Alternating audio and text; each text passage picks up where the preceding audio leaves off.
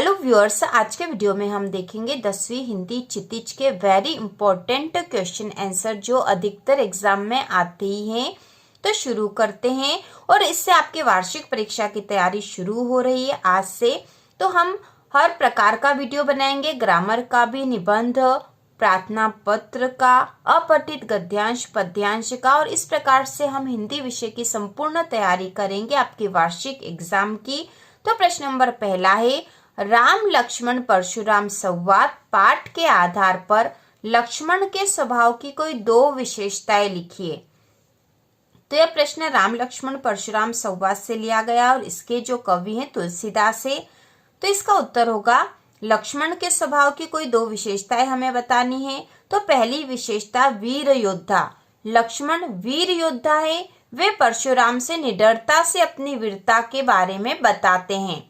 दूसरी है तर्कशील, लक्ष्मण तर्कशील है, परशुराम को वे तर्क के साथ उत्तर देते हैं। तो इस प्रकार से लक्ष्मण के स्वभाव की दो विशेषता हैं, वीर योद्धा और तर्कशील। दूसरा प्रश्न है, बच्चे की दंतुरित मुस्कान का कवि नागार्जुन के मन पर क्या प्रभाव पड़ा। बच्चे की दंतुरित मुस्कान का कवि नागार्जुन के मन पर क्या प्रभाव पड़ा। तो इसका उत्तर है, बच्चे की दंतुरित मुस्कान को देखकर कवि नागार्जुन का मन अत्यधिक प्रसन्न हो जाता है। बच्चे की मुस्कान उन्हें जीवन का संदेश देती है। उस मुस्कान से कठोर मन भी पिघल जाता है। तो प्रश्न था कि बच्चे की दंतुरित मुस्कान का कवि नागार्जुन के मन पर क्या प्रभाव पड़ा।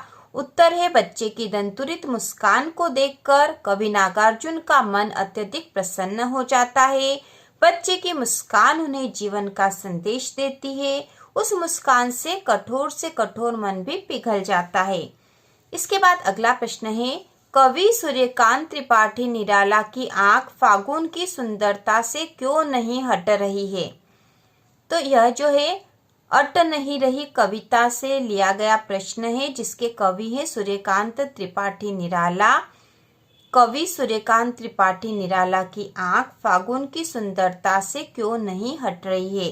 तो इसका उत्तर है, कवि की आंख फागुन की सुंदरता से हट नहीं रही है क्योंकि फागुन में प्रकृति बहुत सुंदर दिखाई दे रही है। धरती का कोना कोना उल्लास से भरा हुआ है। कवि की आंख फागुन की सुंदरता से हट नहीं रही है क्योंकि फागुन में प्रकृति बहुत सुंदर दिखाई दे रही है। धरती का कोना कोना उल्लास से भरा हुआ है। इसके बाद अगला प्रश्न है, मूर्ति पर लगा सरकंडे का चश्मा क्या उम्मीद जगाता है। मूर्ति पर लगा सरकंडे का चश्मा क्या उम्मीद जगाता है।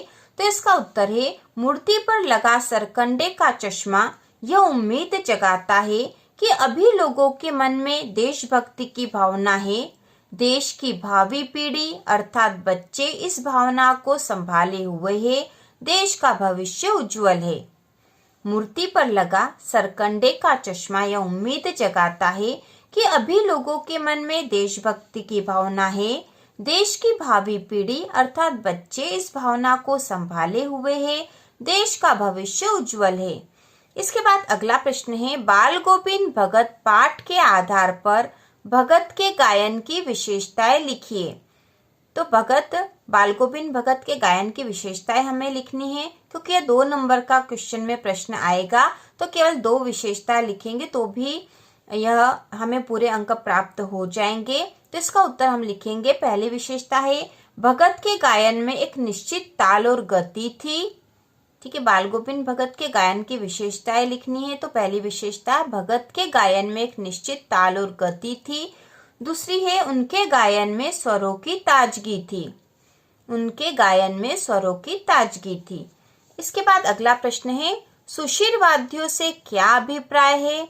किस वाद्य को सुशिर वाद्यों में शाह की उपाधि दी गई है।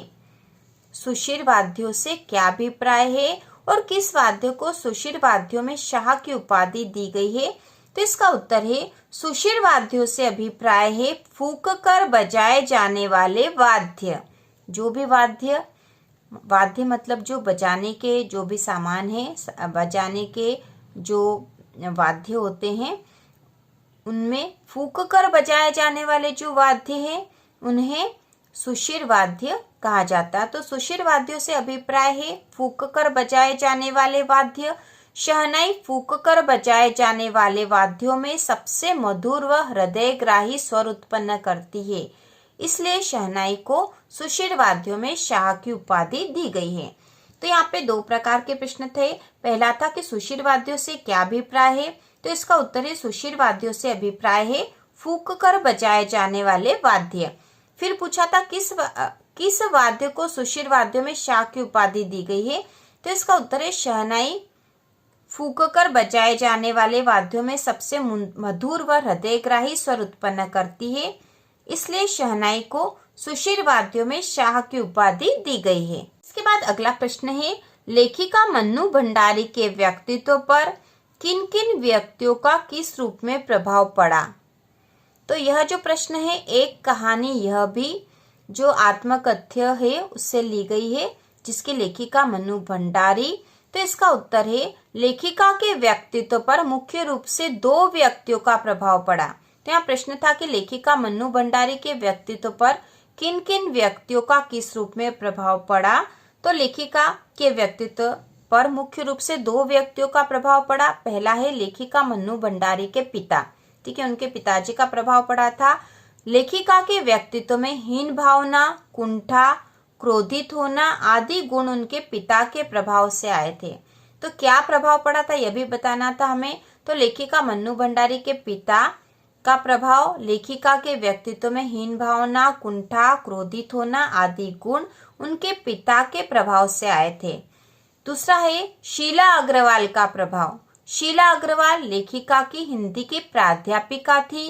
उनसे उन्होंने साहित्य में रुचि, आंदोलन में सक्रिय भागीदारी आदि गुण मिले थे। तो लेखिका के व्यक्तित्व पर उनके पिताजी का सबसे अधिक प्रभाव था और दूसरे नंबर पे शीला अग्रवाल का प्रभाव था। इन दोनों के ही प्रभाव लेखिका पर सबसे अधिक थे। तो जिन व्यक्तियों का प्रभाव पड़ा था वह हमने यहाँ लिखे हैं, लेखिका मन्नू भंडारी के पिता का प्रभाव और शीला अग्रवाल का प्रभाव। इसके बाद अगला प्रश्न है कविता का शीर्षक उत्साह क्यों रखा गया है।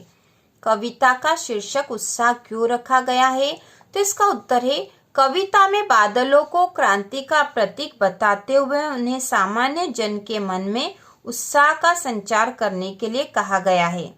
ठीक है, कविता का शीर्षक उत्साह क्यों रखा गया यह हम बता रहे हैं। इसका उत्तर है कविता में बादलों को क्रांति का प्रतीक बताते हुए उन्हें सामान्य जन के मन में उत्साह का संचार करने के लिए कहा गया है, इसलिए उत्साह रखा गया है। और दूसरा है कविता के माध्यम से नई कविता का सृजन करने वाले कवियों को उत्साहित किया गया है, जिससे वे नवीन चेतना के गीत लिखे और लोगों को उत्साहित करें। तो इन दोनों ही कारणों से कविता का शीर्षक उत्साह रखा गया है। इसके बाद अगला प्रश्न है फसल को हाथों के स्पर्श की गरिमा और महिमा कहकर कवि नागार्जुन क्या व्यक्त करना चाहते हैं। फसल को हाथों के स्पर्श की गरिमा और महिमा कहकर कवि नागार्जुन क्या व्यक्त करना चाहते हैं।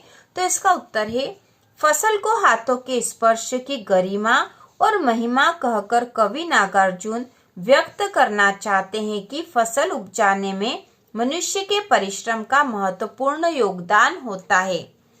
फसल को हाथों के स्पर्श की गरिमा और महिमा कहकर कवि नागार्जुन व्यक्त करना चाहते हैं कि फसल उपजाने में मनुष्य के परिश्रम का महत्वपूर्ण योगदान होता है। तो इस प्रकार से हमने क्षितिज के महत्वपूर्ण प्रश्न देखे। इसके बाद अगले वीडियो में क्षितिज के कुछ और महत्वपूर्ण प्रश्न हम देखेंगे। फिर हम व्याकरण के 2-2 नंबर वाले जो महत्वपूर्ण प्रश्न है वह करेंगे। तो इस प्रकार से हम हिंदी की संपूर्ण तैयारी करेंगे कक्षा 10वीं की, जिससे कि आपको वार्षिक परीक्षा में पूरे में से पूरे अंक प्राप्त होंगे। तो इसी प्रकार के और वीडियो देखने के लिए कक्षा 10वीं की संपूर्ण तैयारी के लिए चैनल को सब्सक्राइब कीजिए।